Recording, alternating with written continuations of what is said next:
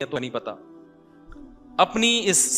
اپنے خیال کے مطابق وہ قرآن کی خدمت کر رہے ہیں, قرآن کو صحیح قرار دیتے ہیں, قرآن زبردست کتاب ہے, اسلام زبردست ہے. لیکن جو ساری ابھی مسلمانوں کا تنزل ہے نا, جو ہم پستی میں جا رہے ہیں, اس کا ذمہ دار مسلم اسکالرز یقین کیا ہی نہیں. پھر وہ تاریخ سے جوڑتے ہیں کہ مسلمانوں میں اتنے بڑے بڑے سائنسدان پیدا ہوئے.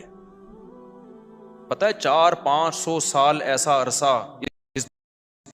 یہ ہر فیلڈ میں نام اگر تھا مسلم سائنٹسٹ کا, مسلم کے علاوہ کا نام ہی نہیں تھا. پوری دنیا اندھیروں میں ڈوبی ہوئی تھی. ہر جگہ مسلم سائنٹسٹ, مسلم کتابیں, ہماری یونیورسٹیاں. گورے بھیک مانگتے تھے ہمیں ایڈمیشن دے دو. یہ مال تو بالکل, لیکن یہ بھی کم ہے. اندلس کی حکومت الگ تھی, بغداد کی جو رصد گاہیں بنی تھیں, پورا بہت ساری ٹرمز استعمال ہوتی ہیں.